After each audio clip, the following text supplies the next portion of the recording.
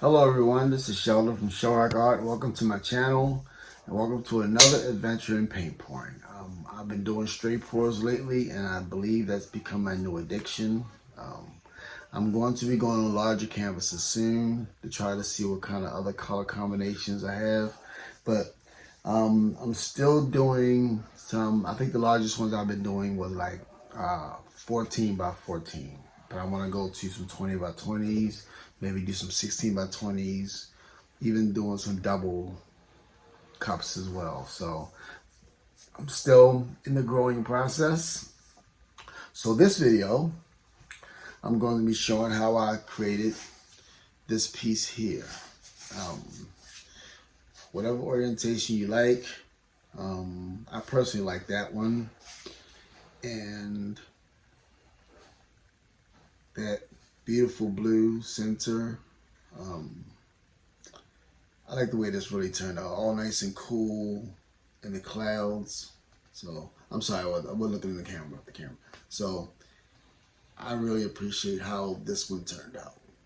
I did a couple before, but I like the way the puffiness and the translucent clouds really turned out in this one. And it dried very well. My dismount didn't have any problems with that as well. So I'm very happy with the way this piece turned out. So why don't we go over to the table where I do my pouring and we'll see how I actually created this piece, okay? I'll see you soon. Hello everyone, this is Sheldon from ColourArte. Welcome to my channel. I'm here at the table and I'm going to go over these colors with you because I'm focusing mostly on the blues. Okay, have a couple of ColourArte pigments and prism pour, as well as some Amsterdam paints. Okay, so to start with, I have, this is called, it's three different things. It's interference blue. I got the chaos clumping up. Means I gotta add some water to it. But this is interference blue with blue opal vivid intense, and I put a little bit of a blue diamond, which has a larger particulate, to give that area some sparkle in the middle. So that's this color here. I'll have to thin that down some more, but I will in a second. This is Prussian blue with what's the midnight shadow from prism pour to give it some sparkle right there.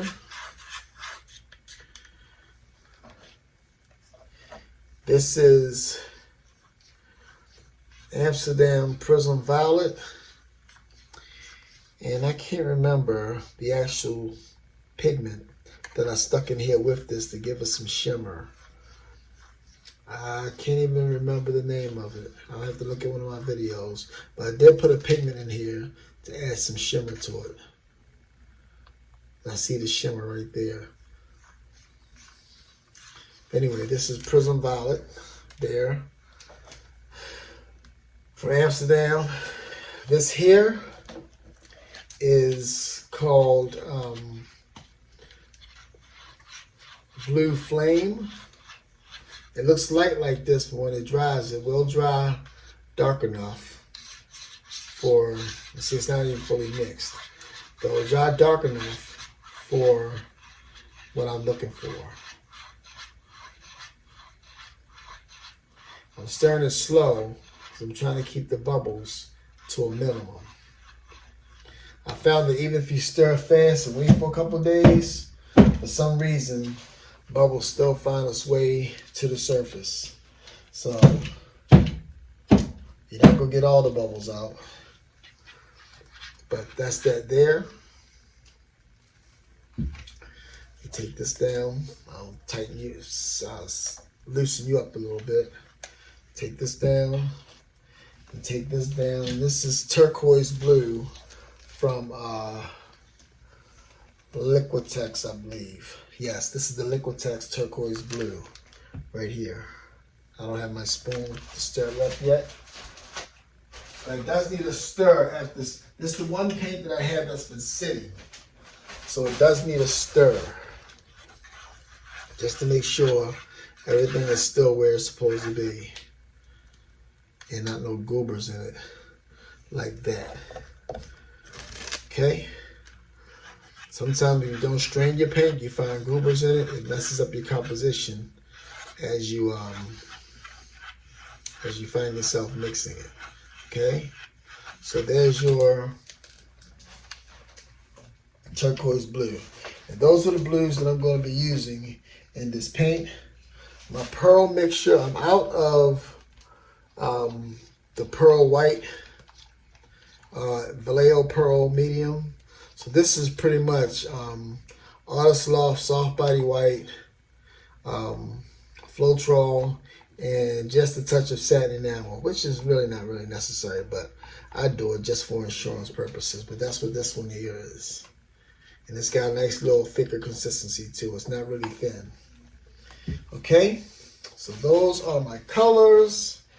And let me layer the cup. If you're wondering why I got that blue spot right there, is because it's a nice little trick. I'm recording by myself, but I know that if I hold the cup over this spot here from my angle, you're in focus. You're in the camera. So that's what I'm going to do. I'm gonna hold the cup here, and I believe you're in the camera if I hold it over that spot. So that's the idea. Okay. So let's start the cup. Let me spray this down a little bit. So that's a little bit better. Perfect. All right. So now let's layer the cup. Hope this turns out right because I'm not in the mood. So let me put that in there. Start it off. Follow it up with this Prussian blue mix.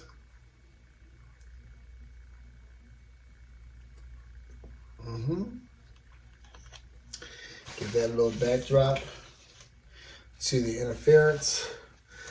Follow it up with some of this pearl mixture. Let me tap the bubbles out.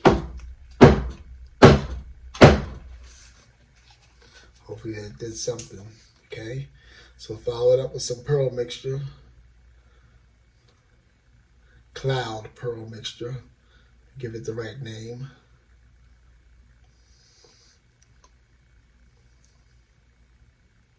Okay.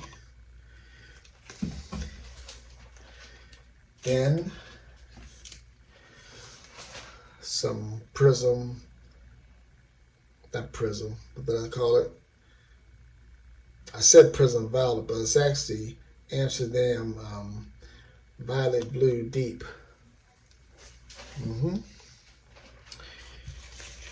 Then I'll contrast that with a little bit of the blue. Ooh, I don't like the way that fell in there. So something's in there. Whoops.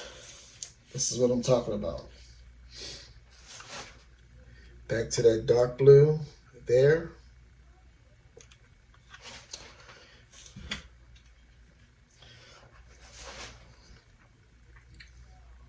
Well, let me add another layer of the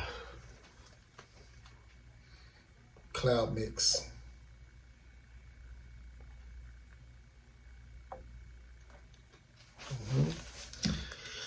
Now, turquoise.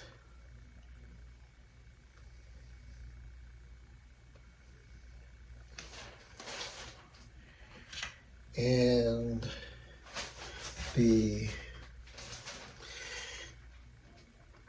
Violet Blue Deep. That's what it's called. Permanent Violet Deep from Amsterdam. So those are my colors right there. Nice looking cup. Put you to the side.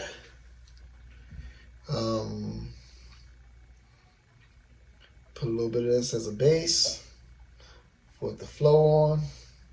To start with, And if I need any other color to add as a flood coat, I'll add that after I pour my cup. Another little tip for you is if you want to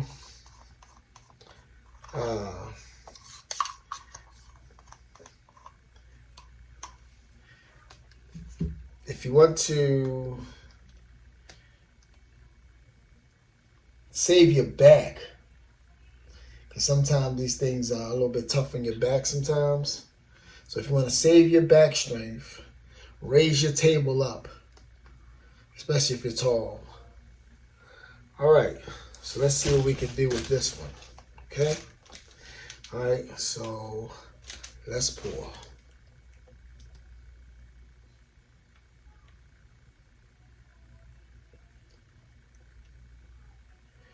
Oh, I don't like the way that handled. Don't worry, there's something in there right there I see, and before it comes out, I could probably get it. I got a skinny palette knife and pull it out. Yep. All right. There we go.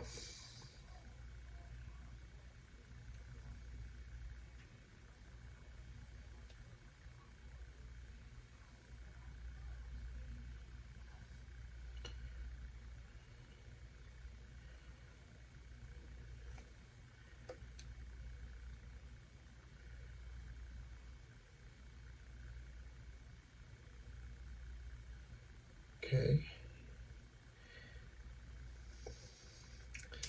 Next round of pearl mix on the next layer of the cloud mix.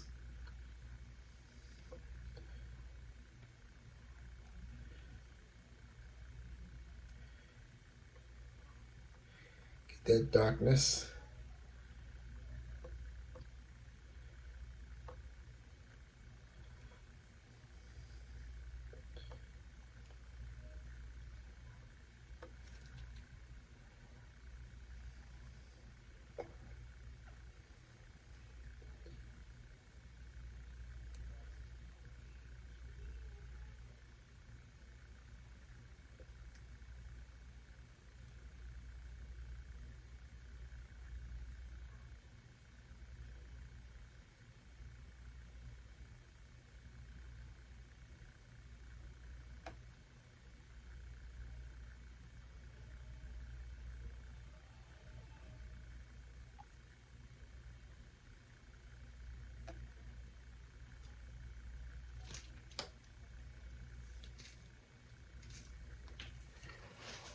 Okay. Let's look at that for a second. There's some nice effects that popped up. Got some beautiful boulder cells popping up here. I got some nice boulder cells popping up there. A nice few here. So this, I think, is going to turn out pretty nicely.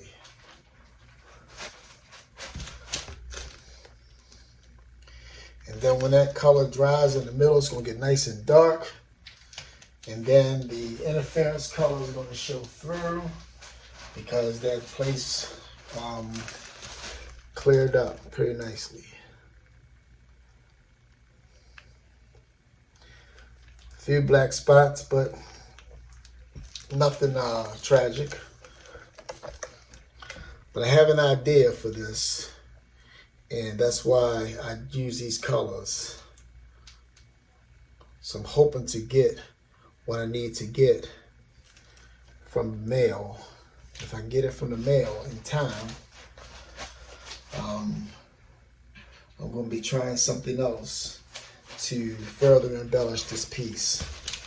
So now I go over the edges here with some of my leftover paint.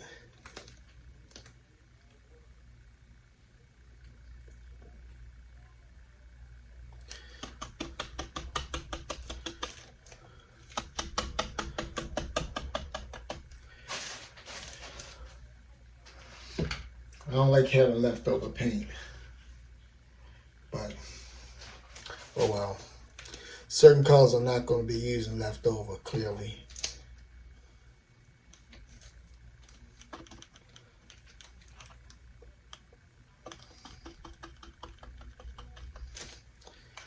So 2 colors I'm keeping for my next round, and those are the pigments that I mixed up.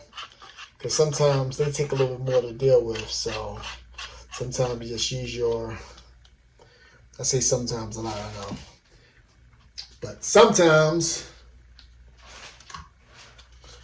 you use up your excess paint for a flood coat so that your paint don't roll over each other or over itself.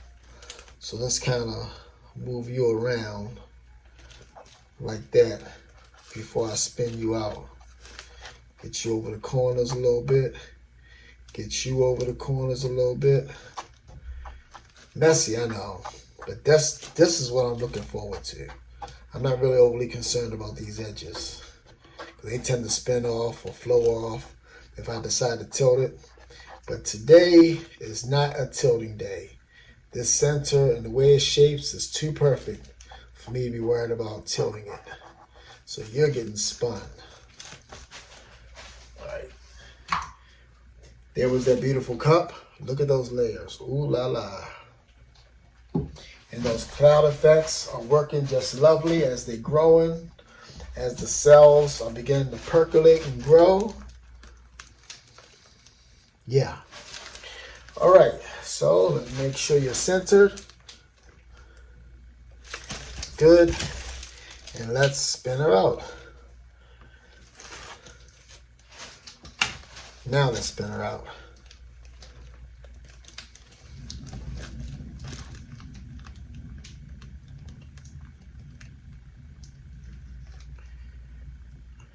See?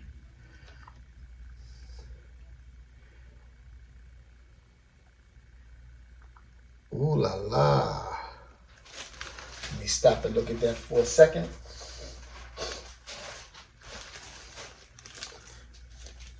I almost thought I lost my touch because the last couple of pieces did not turn out like this.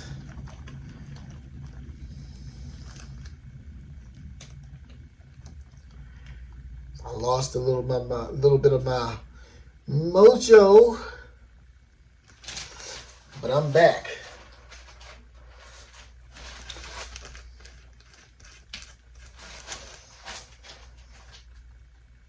All right. I'm not going to disturb this any further. I like the way that turned out. Let me just tap a little bit of our color on my corners. There's a little spot right there that's bothering me, and a spot right there. I'm not worried about it too much, but it just bothers me a little bit because I know it's because there was a lump or so inside of my paint. And that's why I always say, well, I don't always say, but it's a good reason why you should really strain your paint. And that's one of the reasons right there. So I'm going to take this down, and then I'll get you down for a closer look once it's done. Once I get it over to my drying table, okay? All right. Okay, folks. This is the final wet result of this beautiful straight cloud pour. Oh, I love those puffy clouds. They're so beautiful. And the details and those stripes and those lines. That translucency. Look at those boulder cells along the edge. That is gorgeous. I'm loving this piece. One of my favorites now. All right, but there you go. Right there, okay? Well, for now, I'm going to say happy pouring and good night.